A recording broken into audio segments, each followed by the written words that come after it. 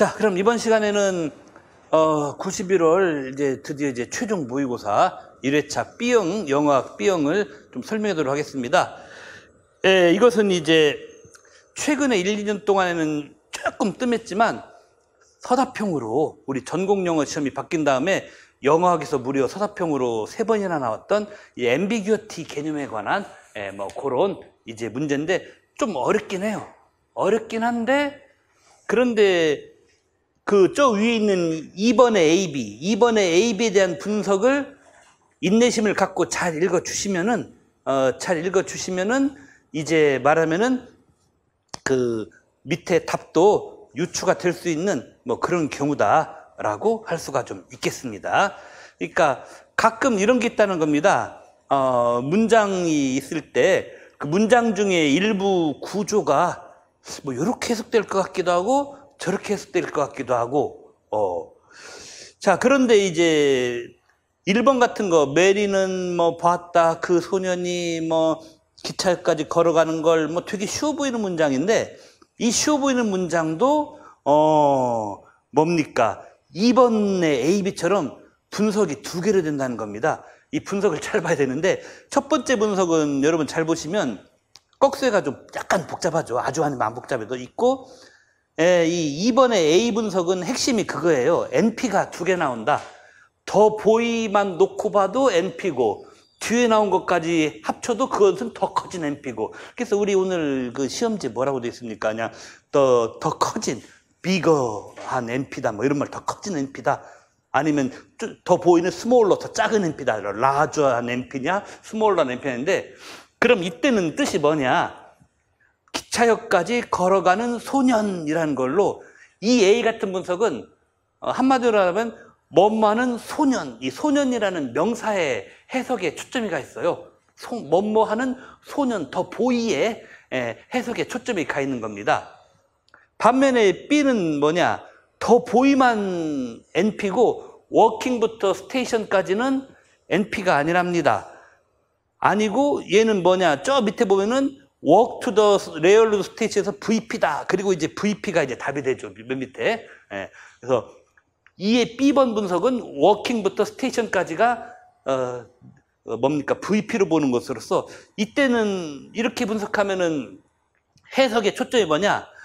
A에서는 뭐뭐를 하는 소년을 봤다. 소년이란 인물, 그렇죠. 인물. A번 해석을 하면 뭐뭐라는 소년이라는 인물을 본 게 해석의 핵심인데 B번은 누구가 뭐뭐를 한다는 사건, 이벤트가 해석의 핵심이에요. 그러니까 피규어, 인물이죠, 인물.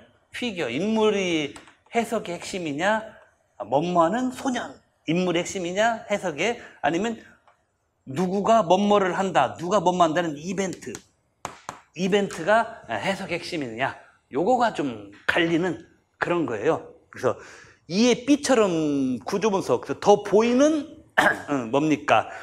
NP로 해석을 잡고 저 밑에 설명했듯이 Walking to the Railroad Station은 VP처럼 해석을 잡으면은 해석의 핵심이 소년이라는 사람을 봤다는 게 해석의 핵심이 아니라 소년이 어디까지 갔다라는 어떤 사건을 지켜봤다, 어떤 사건을 지켜봤다라는 게 해석의 핵심이 된다라는 겁니다.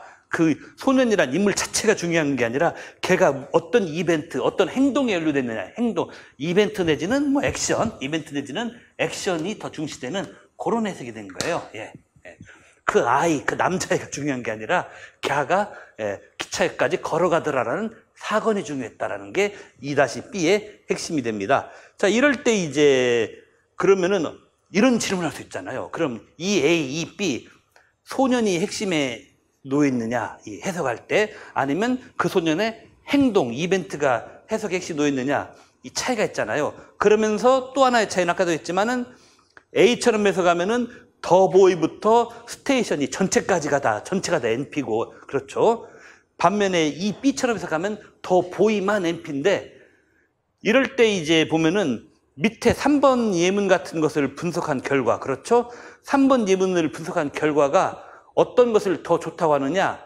2의 B처럼 더 보이만 NP로 잡는 것을 더 좋다라고 3번 예문이 도와주고 있다. 왜냐면은 간단히 핵심만 말하겠습니다. 3번에서 후라고 물어봤잖아요. 후라는 것은 무엇을 물어보는 의문사냐면은 사람을 나타내는 명사구. 그렇죠. 후라는 것은 사람, 최소한 동물입니다. 사람 내지는 최소한 동물을 나타내는 명사구. 그렇죠.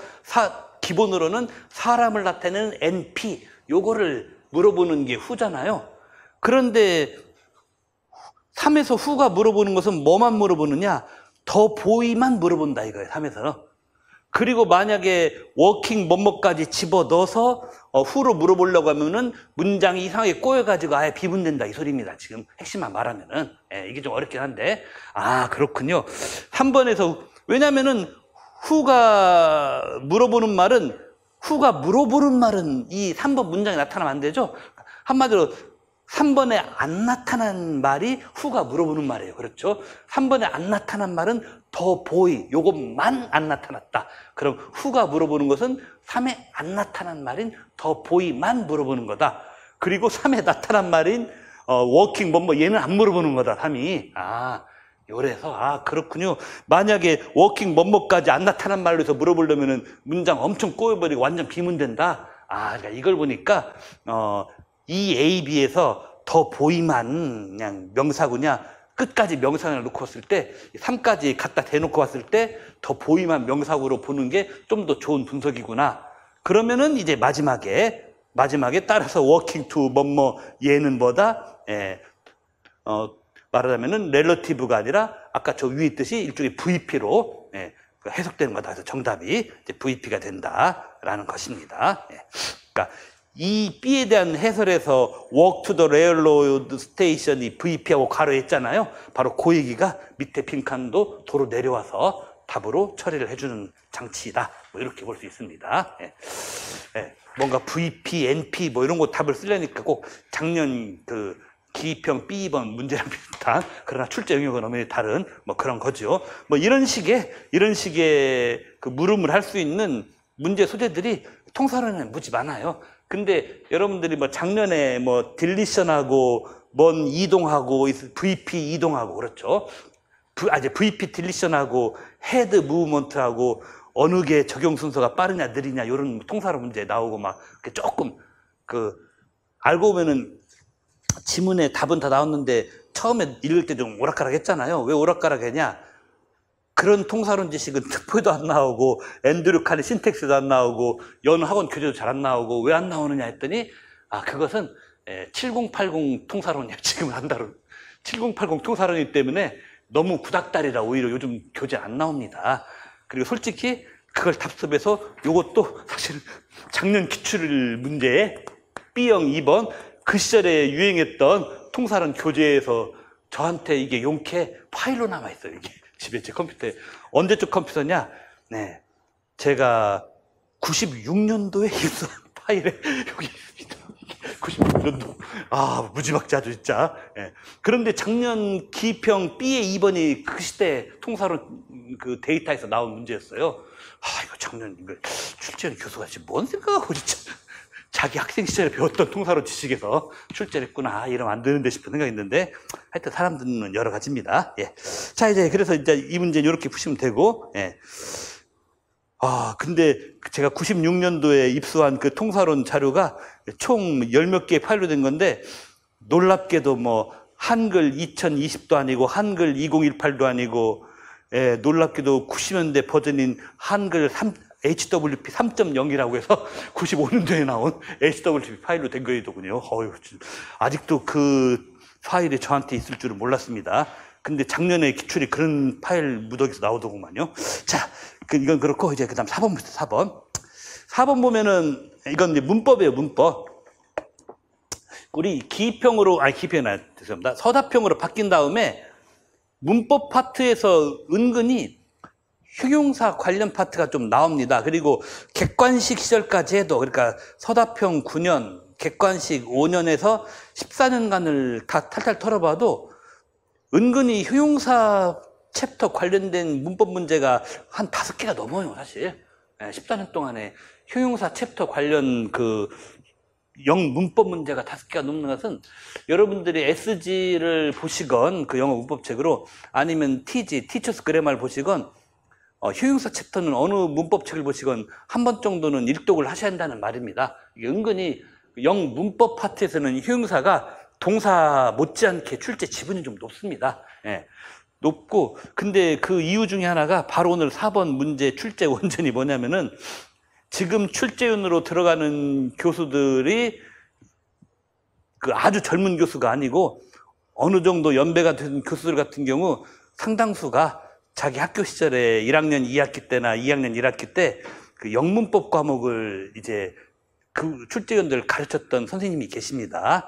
그 문용 고급 용법 해설의 저자로 유명하신, 은퇴하신 지도 엄청 오래돼서 지금은 어떻게 계신지 뉴스도 모를 그 문용 선생님이 쓴 책, 그 문용 고급 용법 해설, 그 책으로 사실은 영법 배운 세대들이 좀 약 10년 전까지는, 아니면 한 7, 8년 전까지는 출제위원들 주류를 이뤘어요. 그러다 지금은 출제위원들이 좀 더 젊어져서 그 세대는 살짝 지나고 있습니다만은, 그 문용 고급 용법 해설 그 책 보면은 이 은근히 효용사 챕터에 상당히 효용사 부사 챕터에 상당히 공을 많이 들여서 설명을 하고 있는데 그 영향이 좀 있어요. 특히나 뭐냐면은 효용사 다음에 투부정사, 오늘은 안 나왔지만, 그다음에 효용사 다음에 대절, 즉 효용사 다음에 투부정사나 대절이 나오는 요 계통에 대한 설명이 꽤나 많아요. 그리고 이런 것들은 역대 기출에도 좀 나오는 편입니다. 효용사 다음에 투부정사, 효용사 다음에 대절. 이건 오늘 이 출제 하나로 끝나지가 않아요. 역대 기출에도 반영이 좀 된 포인트이기 때문에 앞으로도 한 2번 정도는 더 나올 것 같아요. 이거말로 다른 소재로 해가지고. 예. 그러니까 여기 보시면 1, 2번 보면은 슈어 다음에 대절 오는 거 다시죠. 그 다음에 트루 다음에 대절 오는 거 다시고. 자, 그런데 효용사 다음에 대절이 와도 종류가 있습니다.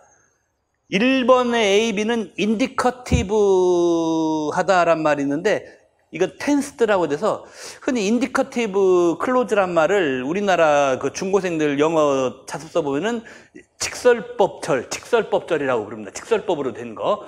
직설법을 영어로 뭐라고 할까? 인디커티브 하다고, 직설법을. 예.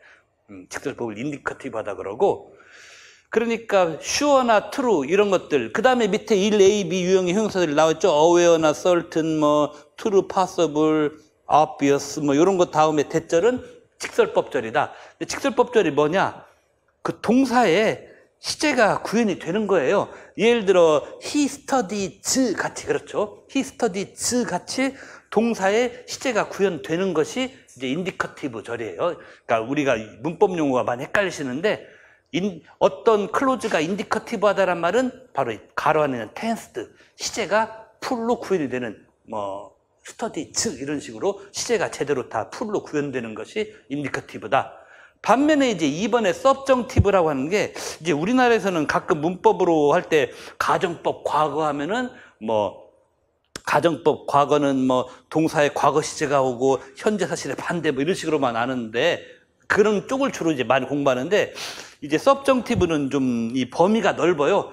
그래서 이제 옛날에 우리나라에서 내려온 그 문법책에서는 이른바 가정법 현재라 해갖고, 가정법 현재라고 해서 대절 다음에 동사 현재가 아닌 원형을 심어주는 거, 이것도 서브정티브 가정법으로 우리나라 문법책에서는 분류해요. 그래서 대절에 보시면 이 A, B를 보시면 he 다음에 is가 안 오고 원형 B가 왔어요. he is가 맞을 텐데 is was가 안 오고 B 원형 왔죠. 원형. 그다음에 이에 B번님은 또 he 다음에 lives 오면 좋을 텐데 lives가 안 오고 live 원형 왔죠. 이렇게 동사가 he나 she 이런 게 오는데도 lives 같은 거 안 오고 원형 이렇게 오는 게, 이렇게 오는 게 뭐냐? 이게 바로 가정법이다. 즉 나는 뭐뭐라고 주장하고 있다, 뭐뭐가 필요하다 할 때 이 A, B 예문에서 뭐뭐라고 나는 주장하는 마음이다, 뭐뭐가 필요하다 할 때 뭐뭐라고 주장하고 필요하고 하는 것은 현실에서 이미 되었으면은 그게 주장하고 막 필요하다라고 할 필요 있겠죠? 현실에는 아직 아니니까, 그렇죠? 아직 현실은 아니니까 주장하고 필요하다라고 말하고, 그러니까 가정법을 좀 넓게 잡으면은 꼭 if가 와야만 가정법이 아니라 아직까지는 현실 안 된 거, 이겁니다. 중요한 게 가정법을 넓게 보시면은 아직까지는 현실이 안 된 게 꼭 if가 없더라도 다 가정법에 서브정티브한 걸로 볼 수 있다. 대절이라고 해도 아직은 내가 주장하고 있고 필요하다라고 말하고 있고 하니까 아직은 안 됐으니까 현실이 아니니까 이런 말 할 거잖아요. 바로 이겁니다. 예. 그래서 예를 들어 서브정티브예요. 그리고 이런 데는 밑에 anxious, willing, 뭐 insistant라는 거, advisable, crucial, proper라는 거 이런 것들이 들어간다. 이런 형용사가 올 때가 이제 대절이 서브정티브가 된다. 그리고 문법 용어가 어려웠는데 주어에 대해서 애니메이트하다라는 말 있잖아요. 이것은 우리가 그 옛날에 우리 중고등학교 때 그 영어 구문 독해책 보면은 뭐 물주 구문 아니면 무생물 주어 구문 이런 거 나오지 않습니까? 그 물주 구문이나 무생물 주어 구문의 반대인 그 사람이 주어인 구문, 생물이 주어인 구문 바로 그게 바로 애니메이트한 그 서브젝트가 있는 그러니까 물주 구문, 비생물, 무생물 주어 구문의 반대로 그게 반대로 사람이나 동물 주로지 사람이죠. 이 주어가 되는 구문을 애니메이트한 주어가 있다라고 하는 건데 이거 뭐 참고 알아두시고 자 그리고 이제 밑에 보시면은 B에 1, 2번 예문이 있는데 둘 다 대절에 has, complete 말하면은 다 동사의 시제 형태에 써졌죠. 그러면은 둘 다 직설법을 썼다는 거잖아요. 그러면은 여기서 B의 1, 2번 푸는 관건은 뭐냐면은 앞에 있는 clear나 imperative라는 형용사가 대절을 직설법으로 쓸 수 있냐 없냐 요거 따지면 되는데 clear 같은 것은 뭐랑 얘가 좀 비스무리하냐 했을 때 1, A, B에 보시면 뭐 certain, sure, obvious 뭐 이런 obvious 특히나 obvious란 말하고 엄청 많이 비슷하죠. 예. 그 클리어라는 것은 물론 하늘이 맑다 할 때 뭐 클리어도 되지만 클린 앤 클리어 뭐 이런 말 물이 클린 앤 클리어다 이럴 때도 클리어 들어가지만 어떤 일에 대해서 사태에 대해서 상황에 대해서는 클리어다라는 말은 저기 1B에 나오는 obvious라는 이런 말하고 제일 똑같아요. 그래서 이 클리어란 말은 1B 요 그룹에 속하는구나. 그러니까 이 문제 풀 때는 B번 예문의 형용사들이 1, 2번 중에 어디에 나열된 형용사랑 의미가 제일 비슷한가 이거 이거 보면 됩니다. 이 클리어는 obviously 제일 비슷한 것 같다. 그런 식으로 판단하시고 imperative는 뭐 명령이 되는 의무가 되는 뭐 이런 얘기니까 명령 의무 뭐 이런 식으로 되는 게 명령 의무 꼭 해야 돼 뭐 이런 말이 어디 있느냐 봤을 때 이 B에 보시면 advisable 충고하는 수 있는 뭐 이런 거 crucial 정말 중요하다 할 수 있는 뭐 이렇게 뭔가 충고하다고 그러고 중요하다고 밀어붙이고 요게 바로 이제 말하면은 imperative랑 좀 말이 좀 뜻이 좀 유사합니다 상대적으로. 그래서 이제 imperative는 이 일이 아니라 이 B 유형으로 샥. 자, 그럼 이 B 유형은 대절이 이제 그 원형이 와야 되는 거. 그래서 2번이 틀렸다. complete라고 하지 말고 imperative는 이 B 유형에 속하니까 complete라는 그 원형으로 써서 일종의 그 가정법을 만들어야 된다. 뭐 이렇게 되겠어요 이게. 자, 그래서 우리가 4번은 하여튼 보기 문장 B1, 2에 있는 보기 문장의 형용사가 그 1AB, 2AB에 있는 그 예시 형용사들 중에서 어떤 예시 형용사들하고 뜻이 제일 잘 통하는가 그거 한번 살피시면은 답이 나옵니다. 학교 문법들 이런 식이에요. 밑에 있는 데이터랑 위에 있는 데이터 간에 서로 의미나 형식에서 뭐가 서로 잘 통하는가 서로 좀 통하는 거 매치시켜가지고 답을 연결하기 이게 거의 전부입니다. 학교 문법 문제는. 자, 이제 그 다음에 이제 5번을 마저 계속 해나갑시다. 우리가 헷갈리는 두 용어. 제가 그래서 해마다 계속 데이터는 바꿔가면서 구체적인 지문은 바꿔가면서 한 번은 무조건 해마다 풀어보는 바로 그거 내저라이제이션과 내절 어시밀레이션 두 개가 참 용어만 놓고 오면은 그게 그거 같아요. 그게 그거 같은데 뭐냐 내저라이제이션 용어부터 잘 보셔야 돼요. 뭐뭐 라이즈 예를 들어서 용어가 어떤 형용사 X가 있고 X, I, Z, IZ 하면은 이 IGE가 붙으면은 뭐냐? 이거죠? IGE가 붙는 요런 단어 구조는 원래는 이거잖아요. 원래는 X였던 게 X가 아니다. 하지만 나중에 뭔가 변해서 X로 됨 이런 뜻이잖아요. 뭐뭐 IZ 한다니 그렇지 않습니까? 내절라이즈 하면은 원래는 내절 사운드 아니었던 게 뭔가 음은 변화를 거쳐서 나중에서야 내절 사운드가 된, 이 IZE의 그 기능을 잘 살피시면 돼요. 그러니까 우리가 키워드를 이해할 때 어쩌다 한 번 정도는 키워드의 그 형태소 분석을 좀 해야 합니다. IZ라는 형태소는 앞에 있는 원래 이게 아니었던 것을 이걸로 만들어주는 게 IZ이다. 내절라이제이션 IZ 들어있잖아요. 그래서 원래 내절 사운드 아니었던 게, 그래서 내절 사운드는 원래는 내절 사운드가 아니었던 애가 뭔가 음운 변화를 거쳐서 내절 사운드가 되는 걸로 바뀌는 거. 요게 이제 내절라이제. 한 줄 요약 이거예요. 원래 내절 사운드 아니었던 애가 뭔가 음운 변화를 거쳐서 내절 사운드 되는 거. 그러니까 처음부터 내절 사운드가 된 게 아니죠. 원래 아니었던 게 내절로 변하는 게 내절라이제이션이다. 그러면은 B번에서 한번 쭉 보시면은, B번에서 이제 한번 보시면은 그 어떤 게 내절라이제이션의 내절라이제이션의 제일 중요한 예가 될 수 있었을 때, 이번에 켄트 같은 경우에 이제 애라는 모음이, 이 모음은 기본적으로 100%, 모음은 어떤 음운 변화 이전에 모음은 100% 내절이 아닙니다. 그런데 뭐냐, 켄트에서 에라는 모음 뒤에 N 사운드 있잖아요. 에라는 모음 뒤에 N 사운드가 있으면 이 N이라고 하는 내절 사운드의 영향으로 에라는 게 내절라이즈 돼버리는 그런 거예요. 그래서 가끔 발음교 보면 이렇게 돼요. 켄트 할 때 이 캔머트 이렇게 발음교 쓰고, 이 N의 영향으로 이 애가 내절라이즈 했다 해서 에라는 모음에다가 이렇게 이 물결 표시 있죠. 요걸 해주면은 이게 N의 영향으로 애가 내절라이즈 되었다라고 하는 그런 소리다라고 말할 수 있습니다. 이게. 그래서 캔트 또는 우리가 아직 코로나가 안 지나갔으니까 손 정말 깨끗이 씻어야 됩니다 할 때 바로 핸드도 뒤에 있는 애의 영향으로 요 애가 바로 요 물결무늬 애 이렇게 변해버리는, 얘도 이제 내절라이제이션의 예입니다. 얘가 될 수가 있습니다. 그런데 이제 13번은 뭐냐, 이제 좀 다르게 설명했는데, 내절 어시밀레이션은 뭐냐면은, 이번에는 내절 사운드의 출발점이 비음인데, 이 비음이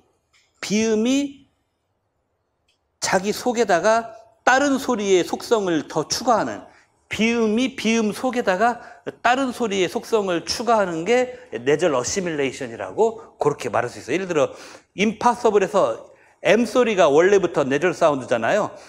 M 소리가 원래부터 내절 사운드인데, 요게 뒤에 나오는 푸의 영향으로 우리 해설지 있듯이 푸의 레이비얼이라든지 보이스리스 이런 속성이 추가된다라든지, 아니면 인더 클래스룸에서 인의 N 소리에 더의 이 TH 소리는 이 뭡니까? 그 피처를, 우리 작년에 출제했던 피처 있죠, 피처.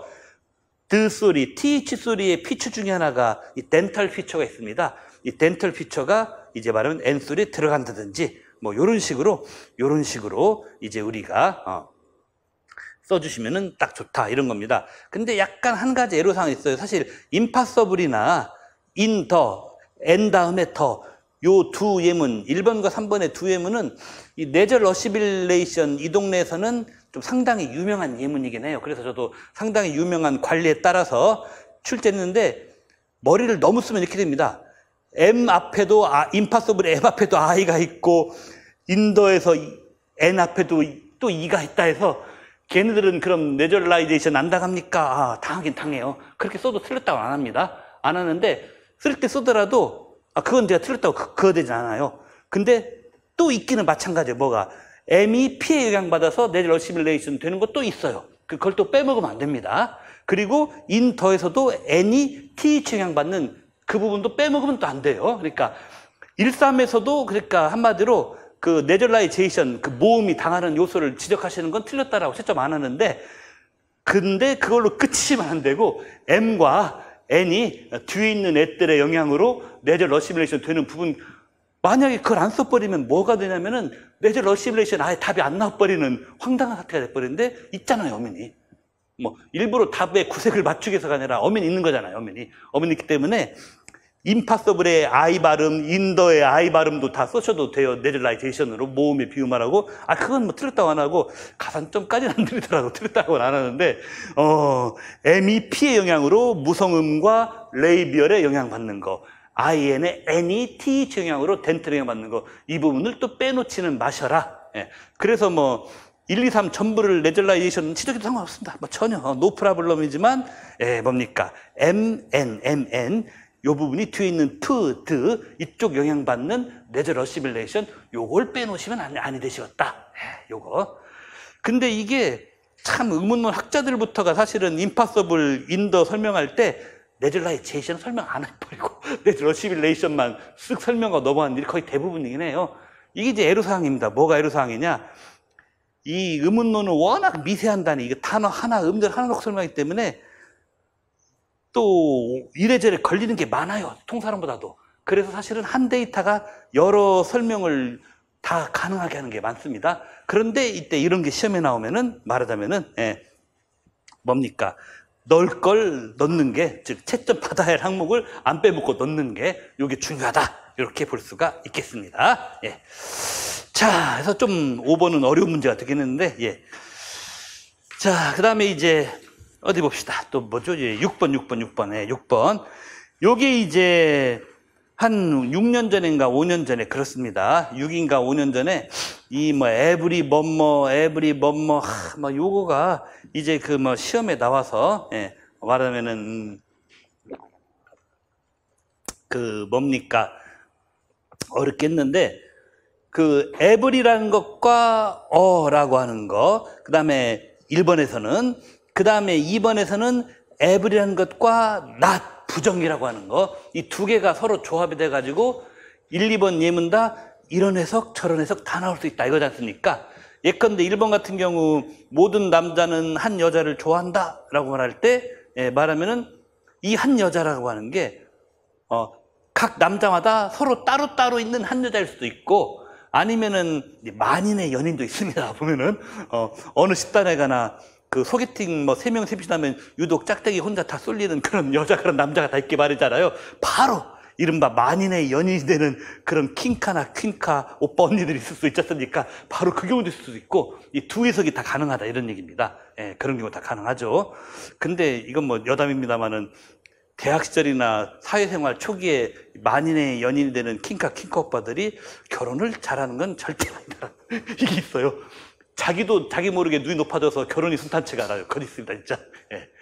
그 다음에 이제, 이거 쓸데없는 소리고. 그 다음에 2번 같은 경우, 이제 말하면은 그 에브리하고 낫이 있을 때,